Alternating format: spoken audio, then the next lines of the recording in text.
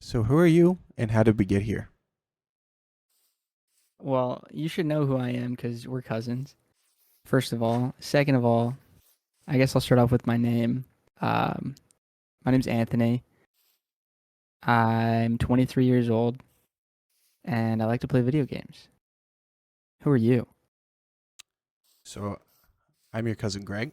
I'm also 23, and similarly enough to you, I also like to play video games. Oh, well, that's crazy. All right. That's How'd you get into video games? well, isn't this a fantastic question?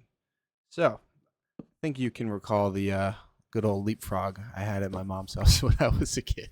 Yeah, I do know that one. I think that was the first real system I ever touched. So, going back to then, that was the first thing that I played that I can just remember. It was my fourth birthday, and I was just chilling in the bedroom, just playing that virtually like all day long the second I got it. So you're a leapfrog kid. Hey, listen, man. There's no shame, I all think right? that was your gateway console is crazy. There's no shame in the leapfrog, so I don't want I to hear would it. I would be ashamed in the leapfrog. I started with the DS with True Class. Okay. Well, you know what? That's fair. But after that, I went to the Nintendo 64. So, but Okay, that's actually what a pretty good jump. what was the first actual console you played on? Let's skip handheld. Let's skip the Okay, leapfrog. so it all started. Geez, this is going way back. I was 7 years old, maybe actually younger than that. I might have been 5 or 6, and I was watching my uncle, who lived with us at the time, play Call of Duty Modern Warfare 2 on the Xbox 360. And I was 5 or 6 or 7, so no matter what age that was, I was still pretty young to be watching someone play a shooting first-person shooter game, and I loved it. I don't know what it was about it, but I thought it was so cool, and he was so into it, and I was so into it. So I was like, okay, I gotta get in on this, and I decided that I was gonna sneak into the basement where my uncle played Xbox and play Xbox myself. So that's exactly what I did. And I got on. I figured out how to launch Call of Duty. I'm pretty sure my grandfather helped me, honestly, because I don't know how a 5 or 6 year old would do that.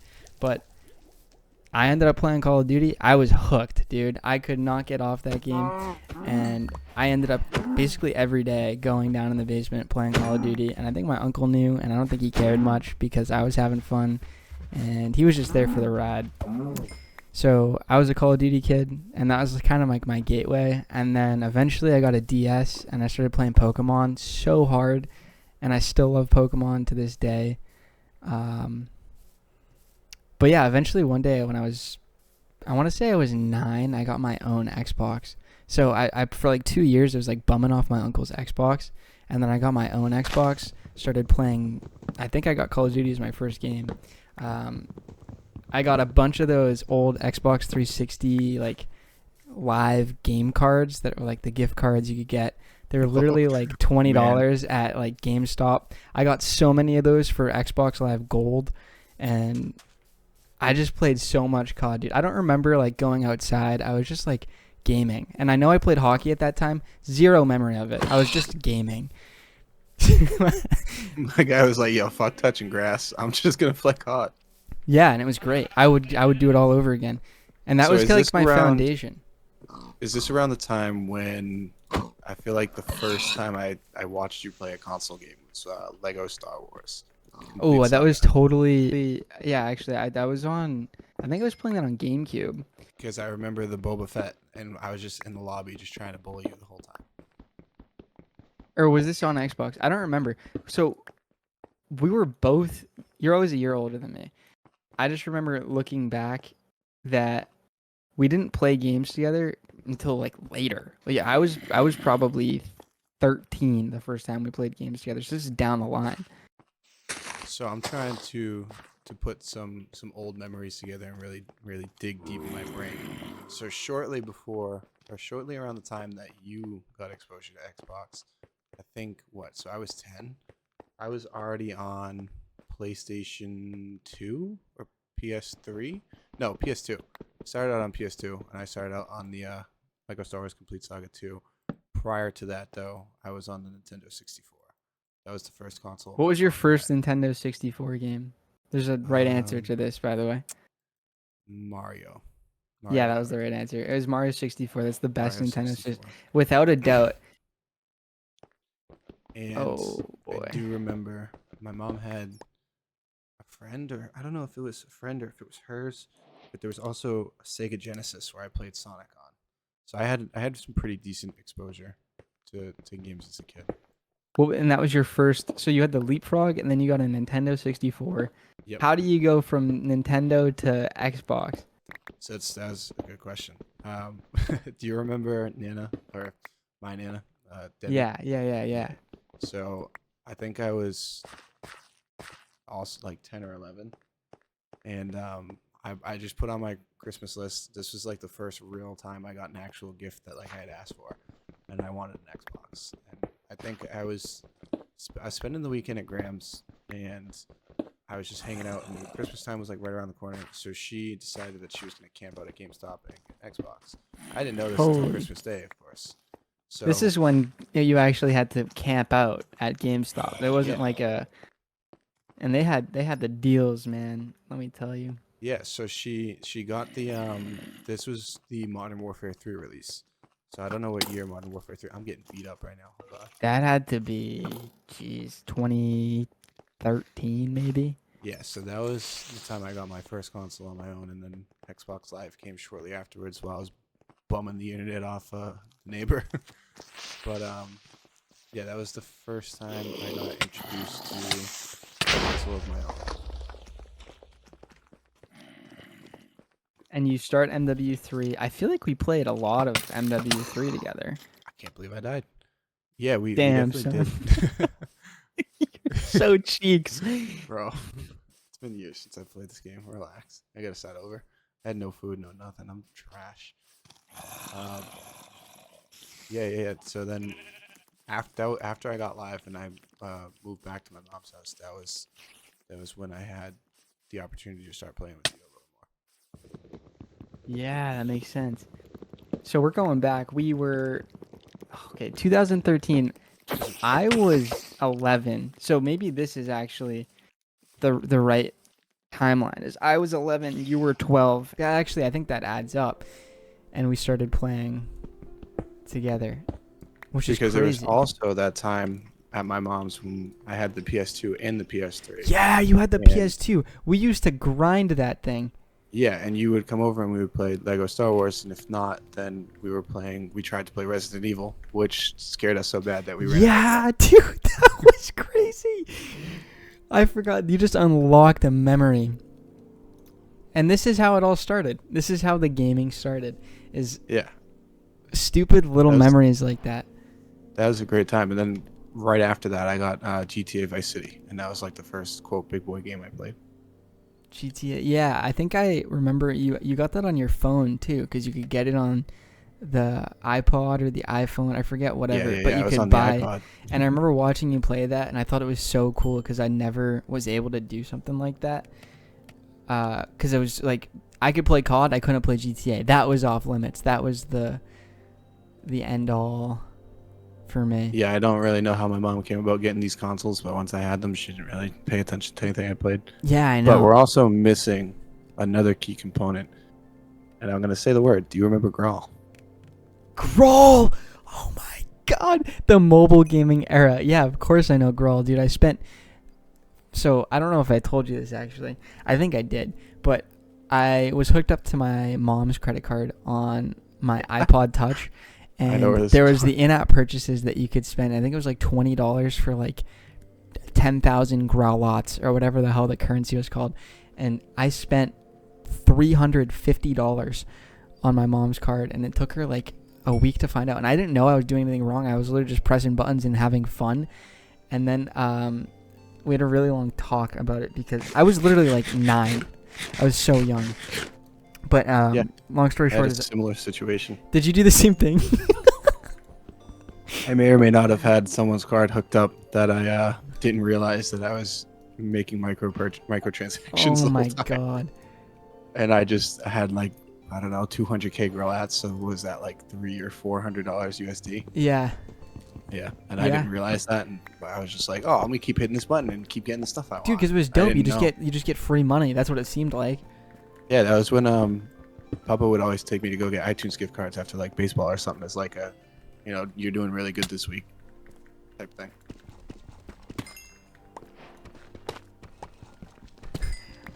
Oh, you got diamonds? Yeah, already, I was dude? waiting What for you to say something. the hell? Oh, this kid's fucking tapped. I'm pretty good at Minecraft. Let me tell you something.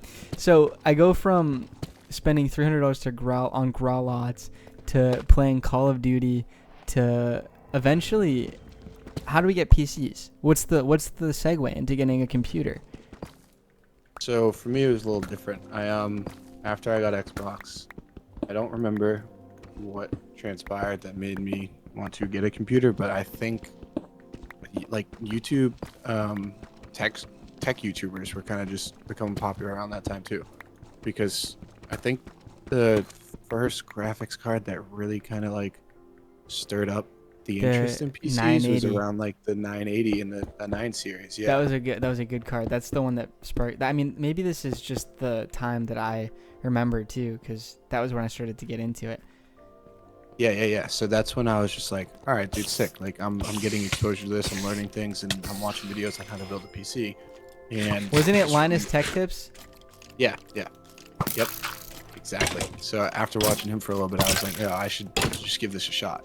By 12, I had enough money saved up to a point where I could just go ahead and start to get some of the components. So I did it, and over time, I just kept buying. Jesus And eventually, Christ.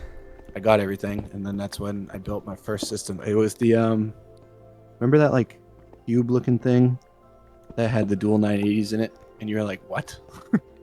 Yeah, I think I was too young to understand what that was because I mean, you were 12. I was 11. I don't even think I knew what a computer was at that point.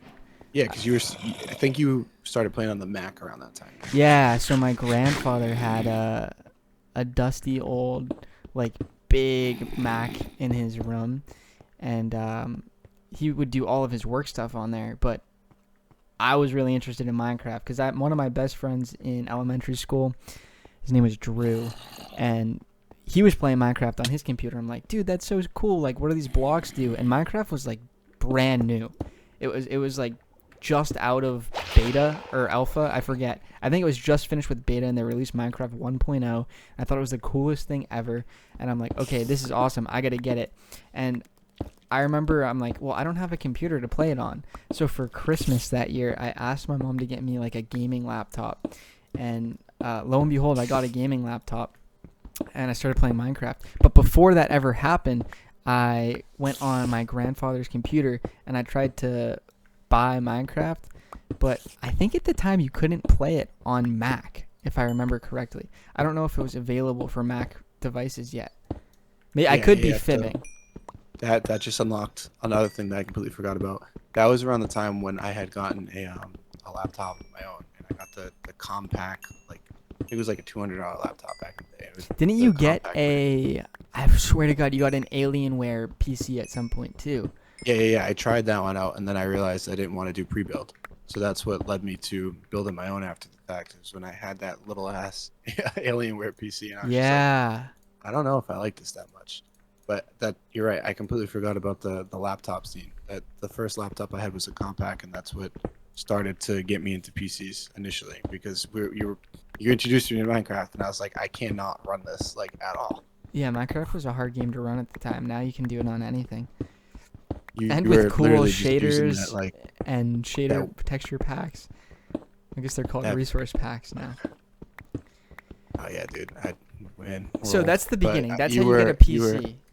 You were harassing me with that wand in the Minecraft server, making my fucking laptop just crash over. I wonder for how many people Minecraft is the gateway to get into PC stuff, because I didn't care at all. I didn't want to do anything with PCs until Minecraft. I know there were big games. I know there was stuff like Half-Life, and I know the original Counter-Strike, and I know that there was like what's that one original FPS shooter? It's like Quake or something.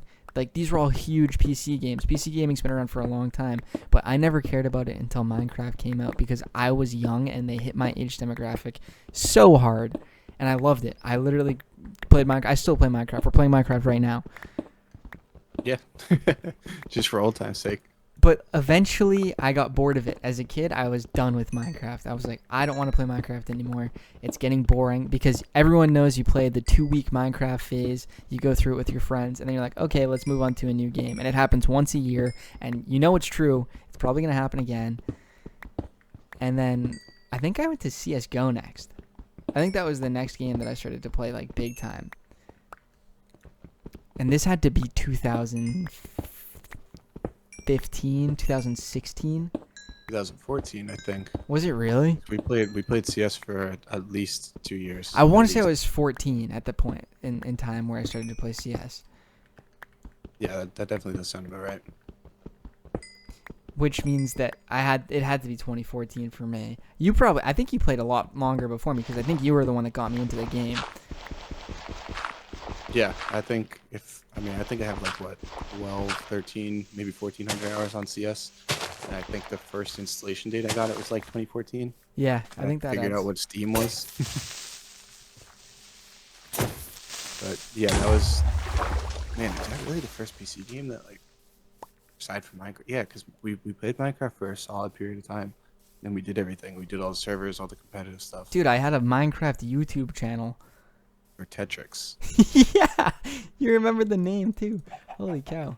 How could I Isn't forget that a throwback? I remember when we were trying to do the Let's Play videos on it. Did we do that? The survival games. I'm not surprised. Oh my god, survival games. Yeah, it's true. Not gonna lie, we were low-key kind of nasty, but I don't feel like saying that. Going into any further detail on that. Anywho, yeah, I think that was probably the golden era when I peaked. To think that I was a middle schooler with 1,000 subscribers on YouTube is kind of silly. Bro, I had Like, all who the was time. watching? I want to know who was watching those videos and thought like, yeah, this is good. I'm gonna subscribe to this guy. Yeah, do me a favor real quick. Hit me with the old intro. No. Yeah, please. No, there's no world I'm doing that. All right, ready? Same voice too. Hey everybody, it's Vertetrix here, and today, there you That was go. golden. Yeah, So it was pretty good. we're gonna have to. This is why people would subscribe to me too, is because I had the best YouTuber voice. Okay, best maybe, highest 100%. Highest. Yeah, we don't have to talk about it. Yeah, I'm pretty sure I don't think my voice got deeper until I was about 17. Yeah, who's that one kid on Xbox that we used to we never really interacted with him outside of Xbox? That just always used to give you shit for it. What do you mean? Like which one? I'm trying to remember who it was in particular, but I don't have a name. I'm gonna die again. Dude, you're so cheeks at Minecraft. It's the damn. Oh fuck! I'm dead. Oh my god. If anyone's watching my perspective, that's tough. That was a narrow escape. That was horrible. Let me see that now. So we move from. Well, let's start chronologically. You're on Leapfrog. You go to PlayStation 2. You go to. Oh, sorry. You go Nintendo from Leapfrog to 64. Nintendo 64 to PlayStation 2 to Xbox to PC, and then from. We did also Games? have the 3DS, the DS. Yeah, all that well, good stuff in the meantime. actually, this is a great point because I probably spent the time. Anytime I wasn't at my house, I was on the DS. And That the was mobile like a games. given. And what? In the mobile games too. Oh my god, the mobile games were huge. Grawl was everywhere. Yeah. If there was a Wi-Fi connection, you better believe I was. I don't even know what the game was about. Like I don't know why I was playing it. I remember that there was like other kids playing it and they were like weird and stuff, but I was watching them do stuff and I was playing the game. It was a weird game. It was a really weird game. Now, I'm not in We- one for conspiracy theories, but there's a running theory that it is a shell company that was used for money laundering. Oh I don't know if really? you've heard about that. Yeah, dude. No, I'd this- never heard about that. The game has Grawl like Classic, or uh, you used Grawl. You used to play the gangster online one. Yeah. Grawl era. Yeah, that one. That one's the one that kind of has a theory that it was just used for laundering because it still has items selling for in the tens of thousands of dollars of in real What? life currency, but the player base is like nil. Yeah, that's ridiculous. Who's still playing Growl? There's like Have you been on 75 that game since? Yeah, actually, I logged in like 2 weeks ago, and then that's when I was just looking at like the auction house and stuff, and I was like, why is there still so much money in this Wait, wait, game wait, when wait. there's like, Did you just say you logged in 3 weeks ago? yeah, So you're still playing Growl? no, that was the first time I logged in 6 years. Jesus Christ, dude, you got me nervous. No, no, I signed in for Never stop playing. no, I signed in for sheer curiosity. I kind of want to look at my account now and see if it's still there. I don't know if I still have my old iTunes or Yeah, Apple so ID. that was the issue I faced. I had to reach out to support. It took them 3 months to solve that. Oh my god. Yeah, I spent so much money on the game, and you used to be able to upload like custom skins, and I always had to get people to make them for me and upload it for me so that I could buy it. But it was like 20,000 growlots to get like a custom head or something. That was was like when I had $20. my graphic design website that I was Yeah, trying you to do used to custom. upload the skins, Yeah. dude. Sorry, I just took a sip of my coffee. But yeah. No, that was a lot of fun too. Just do it. I mean, granted, they were all for free, but to expose myself to graphic design was pretty fun. I mean, graphic design was a good start. I feel like because, well, I guess we have to get there. But you were into graphic design, then you were into tech. Like now you're a tech guy. But I guess we'll get there. We have to lead up to you going to tech because you don't just get into tech for no reason. There's like definitely a story behind it, and I feel like you have a good story. I found you on the map, by the way. I'm above you. I can't even see. I got to do the gamma adjustment after this for the next time we play. But I do see your Rookie mistake. I actually don't have it either. It's so pitch black when you're mining. Yeah, don't give me that shit. Don't act like you're better than me. So we're playing. I feel like it's got to be we're gaming, or at least this is for me. Up until I'm 16, so 2018, I'm just gaming all the time. I go from Minecraft, I go to CS:GO. I'm done with CS:GO. I move on to League of Legends. We have a ball with League of Legends. We play League of Legends for so long. I want to say at least 3 years. It's just straight League. You streamed League for a while. Yeah, no, that was a pretty solid run right there. I think that game. I wish they had like an hour count. I've invested some time into that shit. You know what they used to have, and they don't have it anymore, and this makes me sad, is you used to be able to tell how much money you spent on League. And they removed that. You can't see how much money you spent. I looked before, and from all the Riot gift cards I spent and the PayPal transactions, I spent over $1,000 on League of Legends. I remember you showing me that, and that was just before I got my account permabanned. Yeah, I know, and you had a ton of stuff. I think you had just as much. I'm not gonna lie. Yeah, and I didn't even spend that much on the game. It was just from like getting all the gift miscellaneous cards. I've got. Yeah. Yeah, just hey, here's $20. We didn't know what to get you, so all right, I'll go use it on League. Because chronologically, it was CS:GO and then League. Yeah, no, that's exactly how it went for me. We played CS:GO. I don't know why I got out of CS:GO. I think it just started to get riddled with cheaters, and I don't think I started to like it as much anymore. I wanted to do something new, and then League was kind of just like the next step because you were playing League. Every game I've played, by the way, you've introduced me to. I think I can say that confidently. Almost 90% of the games I played, minus Call of Duty, you've introduced me to. Yeah, Call of Duty was definitely the one that I feel like you definitely put me onto COD. I think I can say that. I mean, I'll take that glad any day of the week. I'll take that. Because there was no other reason for me to have played COD if it wasn't for the fact that I watched you play it at your uncle's, and I was like, hey, I should probably play that. And it took me a while to get there, but we got there. So we play League for 3 years. What did you top out at? Like plat? Yeah, no, Diamond 4. Holy smokes. Yeah, so I made it to gold 4. And then I stopped. I think I was gold 4. I was gold 4 or gold 3. I think I was on the cusp of gold 3, so I won't even give myself gold 3. And I played that for up until my sophomore year of college, I think. And then I kind of stopped because I focus on my studies.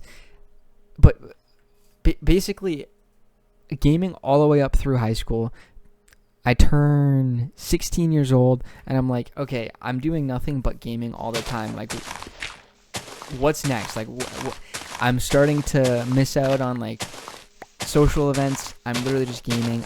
My friends are all going out. They're skipping out on gaming with me to go out with like other people. Like, what are you talking about? I want a game. Let's game. All of a sudden, I'm like, I have a change of heart. I'm like, I don't want to game as much anymore. And then, I don't know if you caught it earlier, but you know, I used to play hockey like my whole life. And Yep.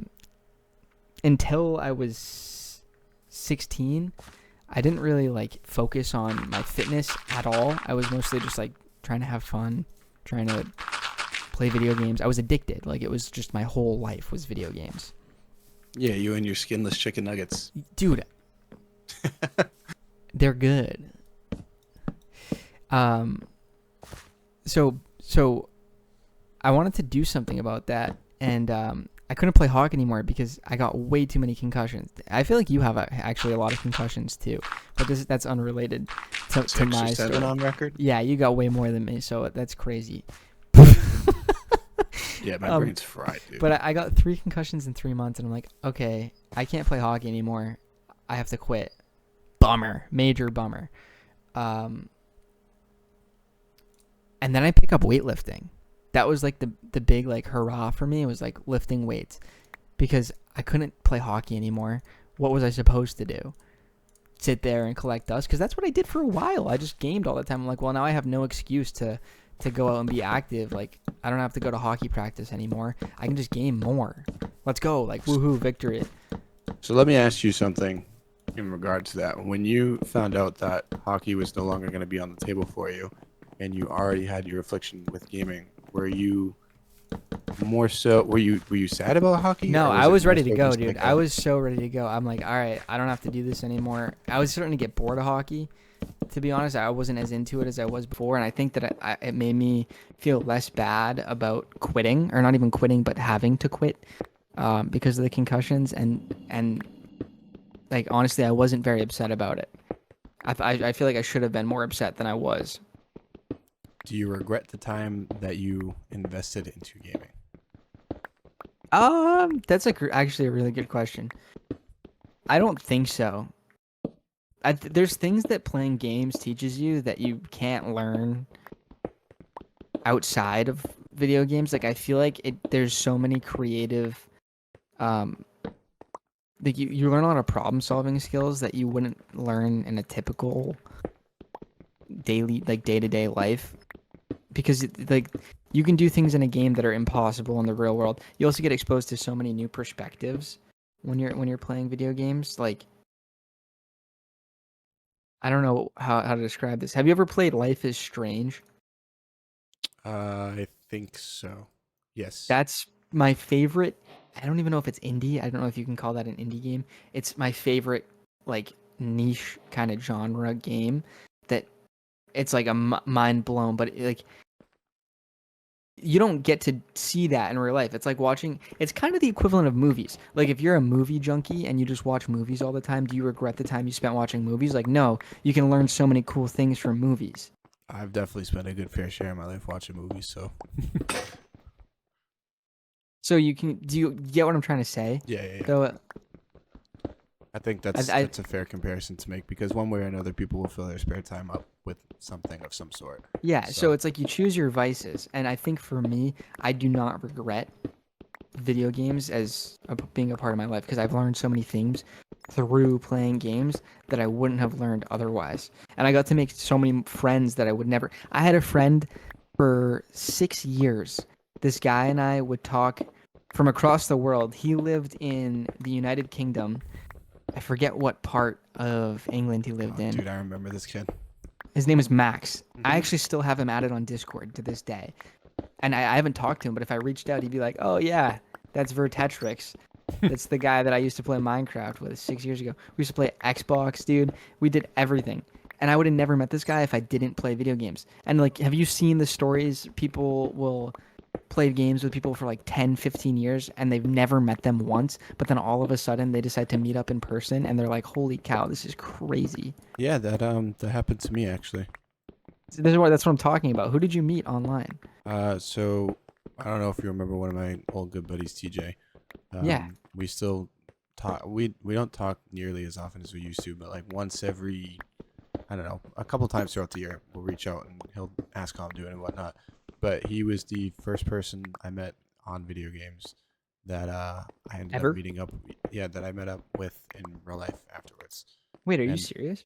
yeah, we I forget what it was my birthday actually, and he was like, "Oh, like where are you from?" And I was like, "Oh, Mass, no big deal." He goes, "Oh no, shit, me too."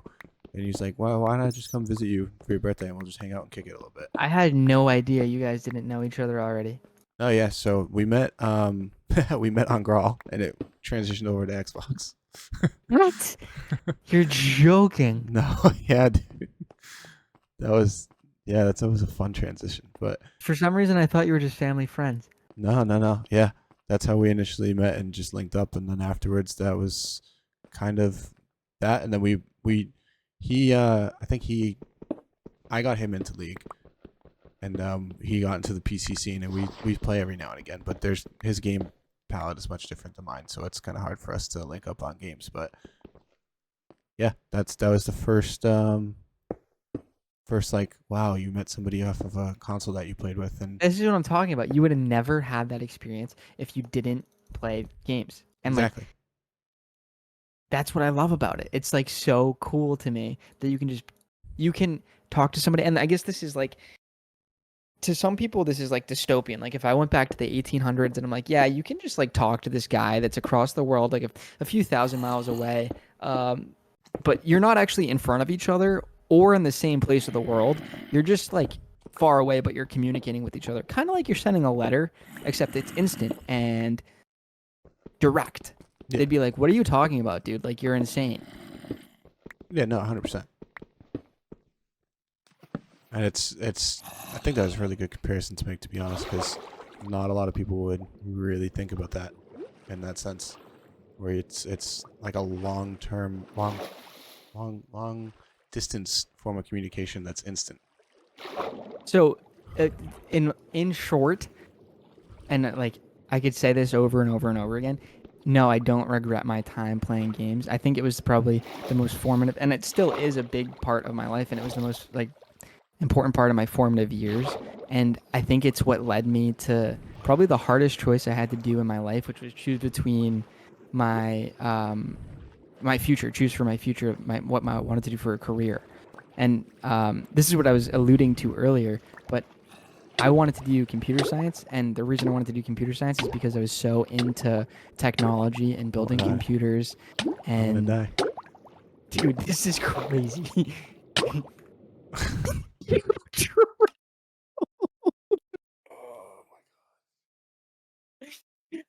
How did you drown? I was in a ravine looking for diamonds. I think I'm just gonna try and find you and stick with you. How still. do you drown, dude? I don't want to talk about it. You can't swim? I ran out of air. Yeah, great one. As you can tell, I'm struggling. It sounds like it. So where are you?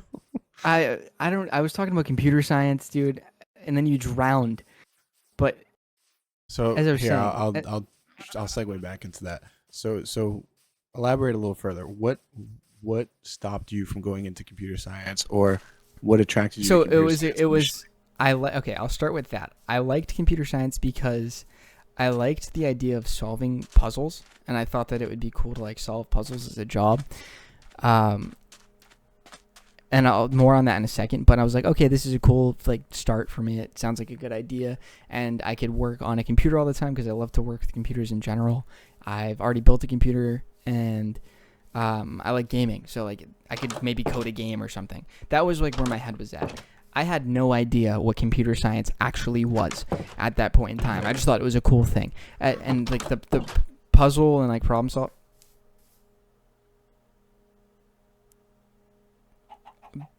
Boy, you just teleported me across the map. I have no idea where my house is now. Oh, you were building a house? Ooh. That's alright. Looks like we're both starting over, pal. So, anyways, I had no idea what computer science actually was. And like there is problem solving in computer science. It's not the type that I thought it was, like where you have to solve a puzzle. It's like literally just trial and error for so long that one little part of your code is messed up and you look back and see it and you're like, oh, that was it. That was stupid. And then you fix it and then your code works. It's like you need to do a lot of time into comp sci to get like good results. And it's a great field for people that want to do that.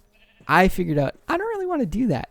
And it helped because I ended up, it was my junior year of high school, and I ended up taking anatomy and physiology with Mr. Wallace. And he just happened to be my track and field coach as well. So I already liked the guy, and I'm like, well, this is going to be a good class. And we were going through all of the A&P stuff, basically just we're going through each skeletal. We're going through skeletal system. We're going through the cardiovascular system, we're going through the lymphatic system, we're going through endocrine system, and then eventually we end up on the nervous system. I'm like, oh my god, this is so cool. You're telling me that little piece of meat that's like 3 pounds in your skull is controlling what you see and how you feel and what's going on around you, and like even Calling like the brain a piece of meat is nuts, but continue. it's literally what it is. And that's just why it was so crazy to me. It's like in that moment, it was like, you always hear about like hurrah moments. That was my hurrah moment. I'm like, this is so freaking cool, dude. It's everything in your world that you perceive is just this piece of meat telling you what is going on. And like, even if it isn't actually going on in the real world, your brain thinks it is, so it's real to you. And like from that moment, I was hooked. So I'm like on the fence about computer science. I'm like, I don't know if I want to do this. I think I want to do this. I don't really know. I like gaming. It seems like a good idea to me. Then I take this class and I'm like, all right, I got it figured out. I'm going to do neuroscience. I want to learn about the brain. I want to study the brain. I want to do more with the brain. That's what I want to do. So that's what I did. And I went to Stonehill College with a focus in neuroscience. And it was so cool, dude. That was my favorite. Probably the best choice I could have ever made, because I would end up in such a different place with comp sci. And not only did I figure out in college that I want to do neuroscience, I figured out that I want to do medicine. And like how you get there is a long story. There's so many things that go into why do you want to be a doctor, and I'm actually working on my applications for medical school right now in why I want to be a doctor. And it's like you can know deep down, but how you put that into words is such a difficult thing to do that it's kind of like explaining like why you want to do anything. Like, oh, well, why do you want to eat that steak? It's like, well, I'm hungry. Yeah, but like, why the steak? Why don't you eat something else? It's like, well, I don't know. I just want a steak right now. It's just what your brain tells you want to do. It's like, if you want to do something, you go do it. So here's where I want to take a second and use what you're saying to make a distinctive connection. That whole why feeling that you're talking about, and like, oh, I want to do this. Why? It's very similar in tech as well. If you are inquisitive by nature and you're trying to figure things out, a lot of people in the tech and engineering space are more so on like, okay, so this does X, Y, and Z, and then this is the output, but why? How does it function? What is its intended purpose, and why? So is it's that this behavior. Do need the curiosity. Right. It's driven by curiosity.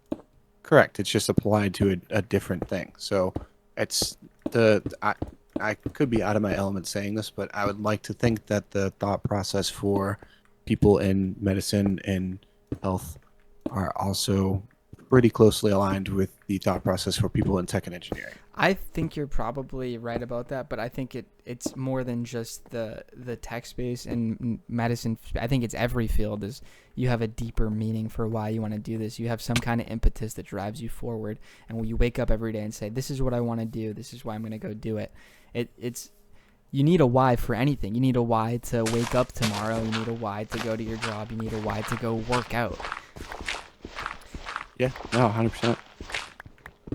But it's different for everybody, and everyone has their own strengths. And I think that the reason I liked neuroscience so much is because it combined aspects of technology. Because in a way, the way that I thought about it when I was in anatomy, I'm like, well, your brain is kind of like a computer. And that's like the easiest way that I was able to jump from comp sci to neuroscience, because I wanted to do comp sci. I loved computers. I built a computer before. Your brain's the computer of your body. It's what runs your body. What makes you perceive things. Computers, like, it does what you tell it to. Your brain's a little more complicated than that. And that's what made me so curious. Like, well, it's not as simple as like yes or no, but there's so many things that can go on up there, dude. I don't know. It's just so cool to me. So I figured out in my junior year of college, this is where I really solidified the medicine thing. Because I wanted to do it before. I didn't know much about it. And I'm like, well, I think I'm going to do medicine. I don't really know if I'm 100% on this. So I was working in a research lab, one of the VA hospitals. Have you ever seen one of those? Yeah. So they all have like a research wing. I don't know if every VA has a research wing. Every VA I've been to has a research wing.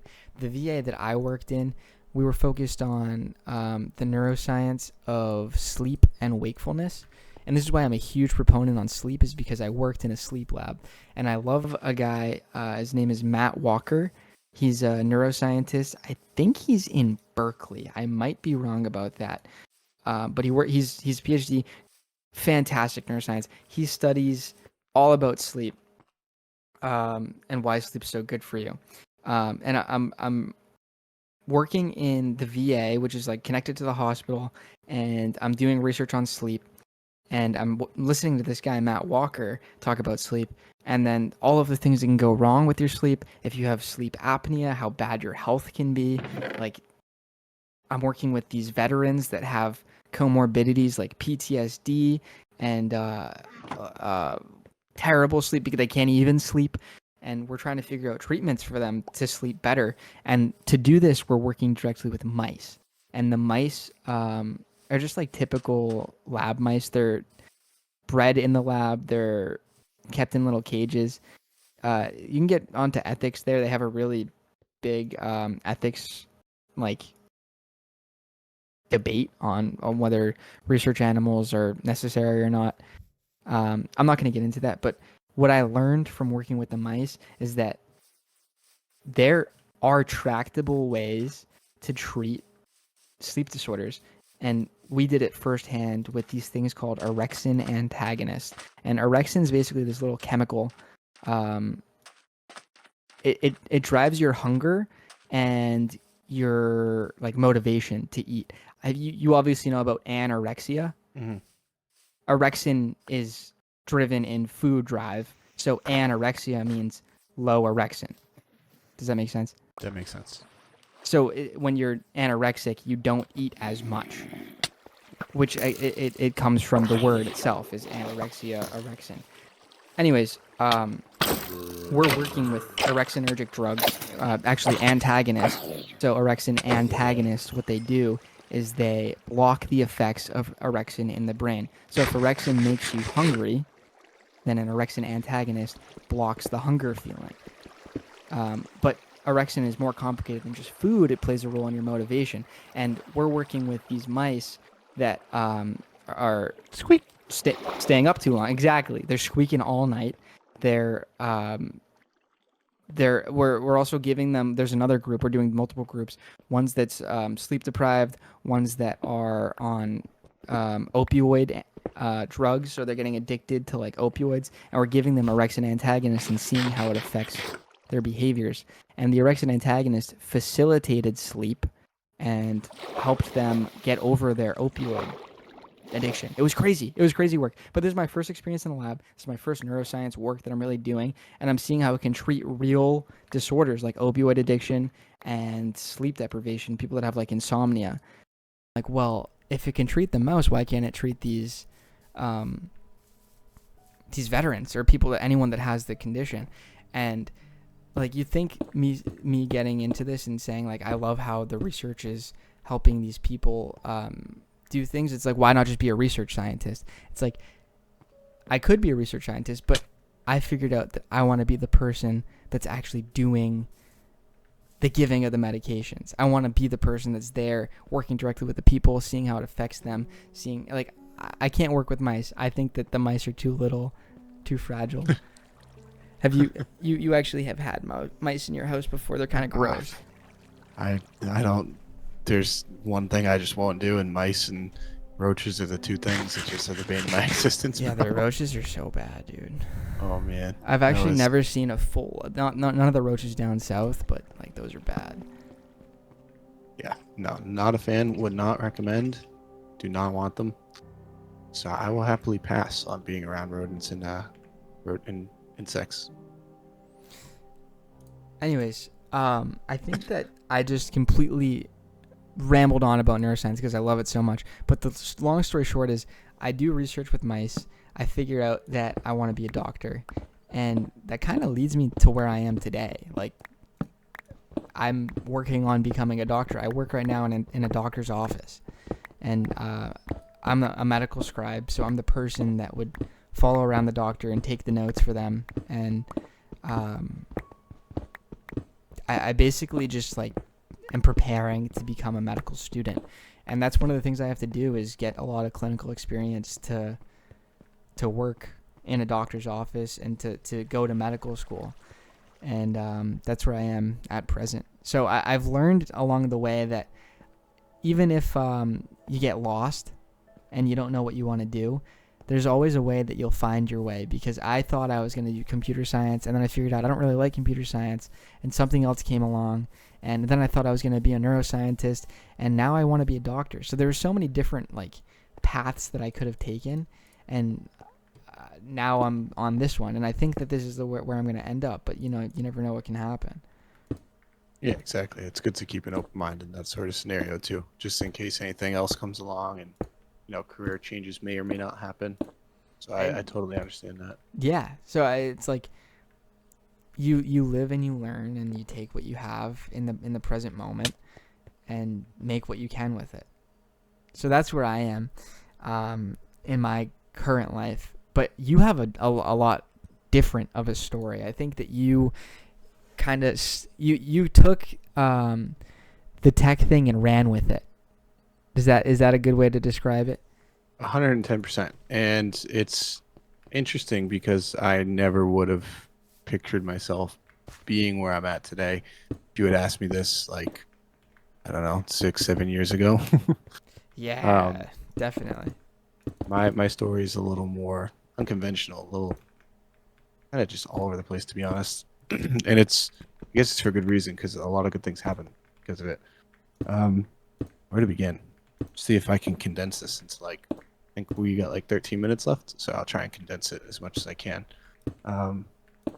Yeah, I tried the college thing, wasn't really a fan, withdrew from FSU just because it was not what I expected it to be. It wasn't even my first choice. Framingham Yeah, or wasn't Fishburne? really Framingham. Wasn't my first choice, and I wasn't really too thrilled about the campus. So I just kind of was like, January came around, holidays are up, and I was just like, yeah, fuck it, I'm not going back. And shortly right after, COVID hit. So I was just like, damn, I didn't finish my freshman year, and now I'm kind of just trapped at home. Don't really know what to do. Spent a lot of my free time just gaming.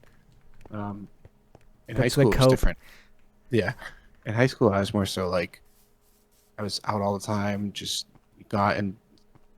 wasn't really like making great life choices. Turned around real quick and snapped out of it my junior, sophomore How'd year. you like, snap out junior, of it? senior year. What was the just- catalyst? I honestly just was like, I have no direction. And I was a really big kid in high school, so I started hitting the gym. I focused on getting my weight down, exercising, and it just lifted my spirits immensely. I wasn't seeing myself being so overweight anymore. I saw myself actually looking good and feeling good. Eating right was playing a huge role into that. Walking more, Because you were 300 pounds, is that right? close to 4. Holy smokes, you were close to 4? Yeah. So I lost basically almost all of it, as much as I could, until my body wouldn't let me lose You anymore. I looked dropped so down to, different. You literally slimmed down in the course of a summer. It was wild how fast it was. Yeah, I was playing basketball 3 to 4 hours a day on top of going to the gym for an hour or two. So I just used all of that time from my senior year of high school up until when COVID was running rampant to just lose weight. And I dropped down to my lowest. I was 195 from 370. So I lost a whole human being. And Yeah, literally. I started to feel really good, and I was a lot happier with where I was at. And then just kind of dealing with life and changing as a person and feeling like losing that weight made me feel different. So I started to focus on my mental health a little bit more, went through some trials and tribulations, and then I was just like, I still don't know what I want to do, but I knew I didn't want to be at home and be a bum. So I enrolled in barber school, became a barber for a little bit. That's where I met my current wife. And after that, I was just like, I tried the barber thing, kind of got into a little I told my boss I miss being in tech after having so many clients from engineering and just the tech space.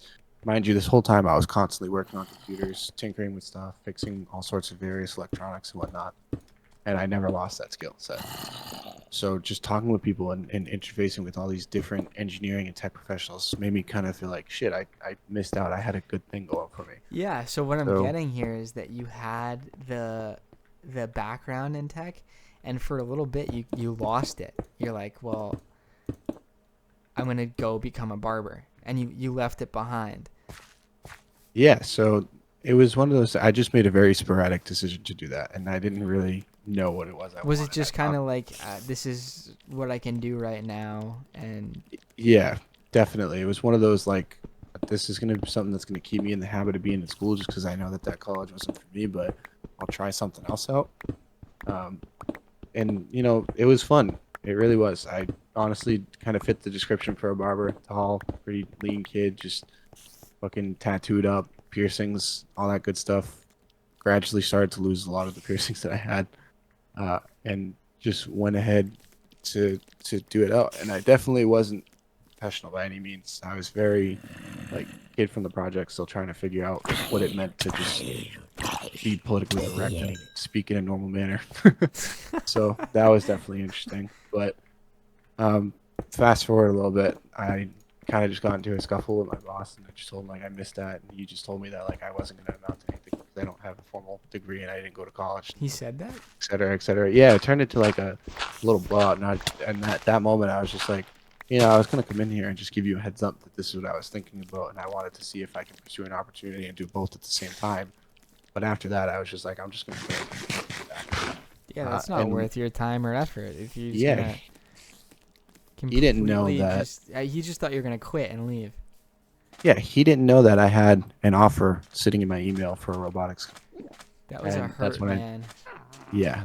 And I told him, I was like, just because that happened to you doesn't mean it's going to happen to us. We don't need to be a product of our environment. And I tried to be positive and go out there with my head held high, and just level with him and try and see why he really felt that way. But you can't argue with stubborn Dude, ignorance. it was trauma for him. He didn't even. It was just reflex, knee-jerk reaction for him. And again, it's like no hard feelings about that. It is what it is. Get it. But he didn't know I had an offer sitting in my email for a robotics company, and that's when I started my journey as a mechanical engineering technician.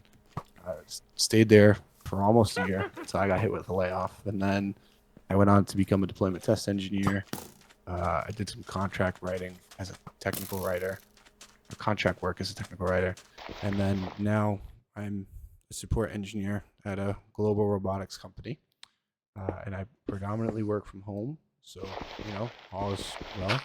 But the tech thing never really left, and it was always something I knew I had, so I just capitalized on it when I could. And now you're here. And now I'm here, where I just game, I try and 3D print and do some side projects. And So how would you say that your job is different now than it was, or what you thought it would be, or how the average person thinks that you would be? Is a robotic? You said robotic technician. So that was the first one. I was a mechanical engineering tech. Now I'm a support engineer. Okay.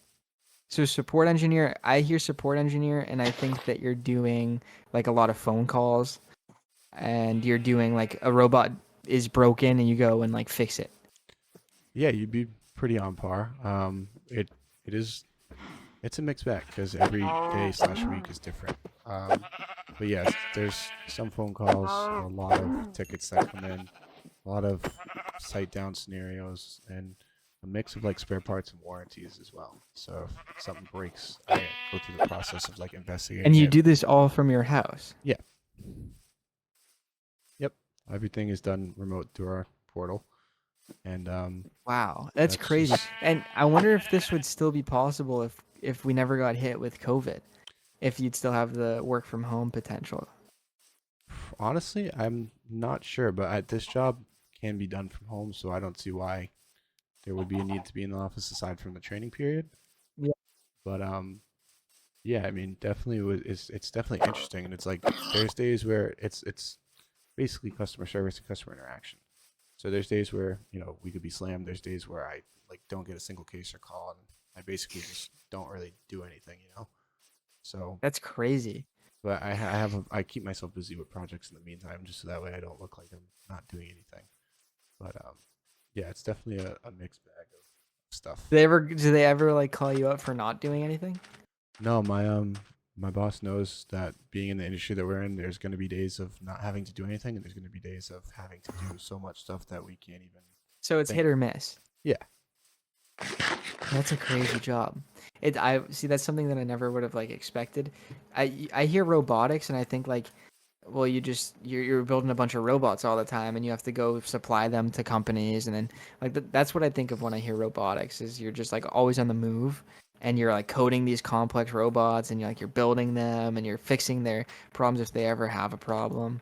So I mean, some of that stuff is involved with this job, but it's I want to say like 80% is just having enough knowledge of the product and the product base and the Could anyone electromechanical learn how to do aptitude. that, or do you think that it takes a specific kind of person to I learn that? I think yes, anyone can learn how to do it. For the average person, there is a steep learning curve, but I also think that if you apply yourself and you're genuinely interested, there's nothing stopping you. The You only need to thing, know code for it.